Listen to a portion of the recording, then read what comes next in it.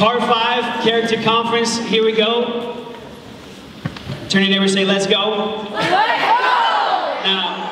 Now, this next speaker just so happens to be my best friend. Everybody say, aw. We have been best friends for 13 years now. And my life is truly and remarkably better because of this amazing woman. If you've had the distinct privilege of having her in class, you know how ridiculously smart she is. How unbelievably kind and just downright adorable. And although she recently resigned from her high school teaching position to take on the most challenging and most difficult teaching position at home with our 2-year-old son, make no mistake, you guys, she's here to teach tonight. She may be quiet, but her poise, her compassion, her wisdom, her beauty, and her confidence is loud. So please welcome to the stage my wife, Miss Megan Couser. I'm so excited to be here with you tonight and be speaking. And like Noah said, I'm going to be talking about confidence today. And all the introverts in the room start screaming inside a little bit. But don't worry, I hear you and I feel you. I am completely one of those people when attention turns unexpectedly toward me. I blush like a crazy person. And if I'm in a huge group, I sometimes have to take a little breather to get some time for myself. So don't worry, this talk is also for introverts, okay? And I'm gonna try to keep it short because I'm a little bit uncomfortable up here. So the type of confidence that I want to discuss is not the type of confidence that our culture promotes. This type of confidence does not require an amazing, funny story about some crazy adventure.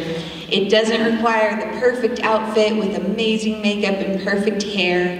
It doesn't require a great Instagram post or attendance at the party of the year. These are the things that our culture sometimes tells us are required for confidence, but instead I want us to consider something I'm calling quiet confidence. This is the type of confidence that allows you to be completely at ease in a room full of people when you don't have the best story, the best outfit, or the craziest adventure. Completely at ease when all eyes are not on you. Completely at ease and completely confident. Throughout my life, I've found that the quality of quiet confidence has led me to better decision-making, less drama, and allowed me to attract positive relationships. Because I think that quiet confidence is an attractive character trait that is available to us all. Because confidence is not a personality trait, it's a decision. So what I want to do is just tell you 2 quick stories from my life where quiet confidence changed my future. The first was in high school, and it requires a little bit of backstory because my schooling experience was not normal. I went to a real-life 1-room schoolhouse in the middle of nowhere, North Dakota, from kindergarten to 8th grade. And throughout the years, there was on average about 12 students in that school, one of which was my brother. And so I went from like a really comfortable family type environment in school to a high school the same size as Glacier and Flathead with about 1,300 students. And as fate would have it, the one person that I knew had a different lunch than me. Has anyone been there before? Just alone at lunch. So those first couple of weeks were pretty lonely. I didn't know anybody. And at first I had the temptation to just jump in and be loud and be someone that I wasn't and make decisions that I wouldn't normally make just to meet some people. But something in my spirit said, Megan, what do you want your high school experience to look like? What do you want to look back on 4 years from now? And I decided, instead of pretending to be someone I wasn't, to just take some time to sit back and observe my peers and figure out what people in my high school did I admire. Who was getting good grades, who was excelling in athletics, who was making good decisions. And I just kind of waited and watched for a while. And And after a few weeks of seeing people and watching people, I started participating in the activities that these people were participating in. And slowly, still being myself, started to make relationships with them. And so these relationships were really authentic because I didn't have to pretend to be something different. They knew who I was. And an example of this is in later high school when some of them started to party and drink. They just knew that that wasn't a decision that I was going to make. The mantra was, Megan doesn't drink. And they were fine with it because we were friends based on something besides the bad decisions that I was making. So my quick takeaway from this story is that part of quiet confidence is being comfortable enough with yourself that you're okay being alone for a period of time. And if you're in middle school going into high school or in high school going into college, you may have this period coming up soon. And so I just encourage you to stay strong and to stay yourself through that time. So then let's fast forward a few years to my sophomore year of college at the University of Montana. It was late April, and Noah and I had been friends for about a year and a half at this point, and we were the kind of friends that people were like, are you dating or are you friends? Because I can't really tell, because we hung out all the time. And so one night, Noah took me out to dinner and took a deep breath and told me that he liked me as more than a friend. And I faked him out a little bit on accident because my initial response was, yeah. And I think his heart stopped a little bit before I was like, I like you too, you're all good. So we knew that we liked each other, but we weren't officially boyfriend and girlfriend at this point. And I knew that this was my time to have a conversation with him about the physical boundaries that I had set for my dating life. And so I took a bold step and I told him that I definitely didn't want to have sex before marriage, and even kissing, I wanted to be really careful with that because I knew it would lead to greater intimacy. When I delivered this news, I knew he was a good guy, but I didn't totally know how he would take this news, if he would be accepting or not. But the important thing about this was at this point, I was more committed to caring for myself than I was committed to him. Okay, so it was important that I had that conversation with him early because it set a tone of respect for our relationship in the future. And he was on board and it all worked out, so we're good there. But my takeaway was that you set the tone for your own worth in relationships. So be sure that you're setting that tone how you want it, because people will respect the boundaries that you set if you let them know.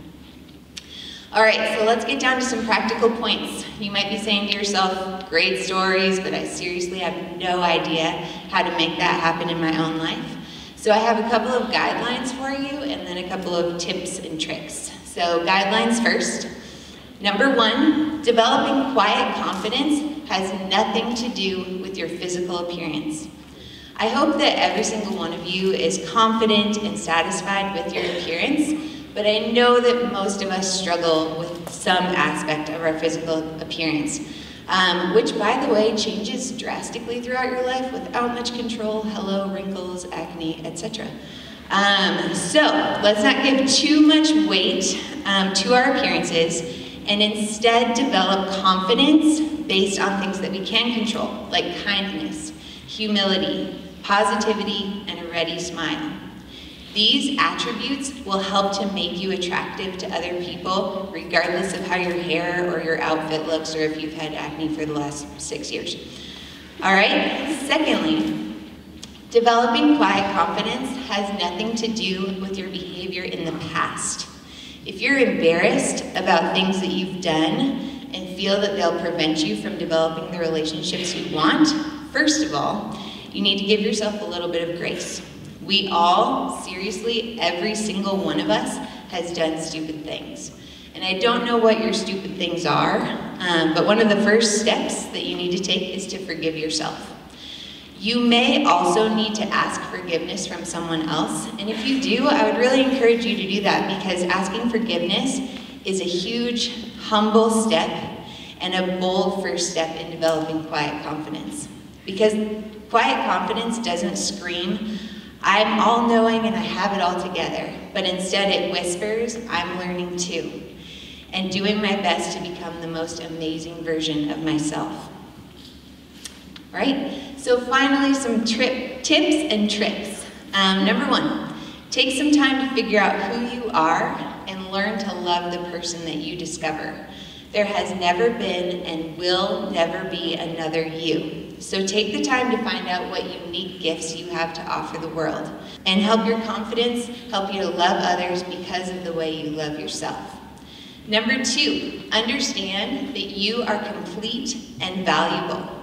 Even if you've experienced the darkness that Jen shared, even if something precious was taken from you, you are valuable and complete because you're you.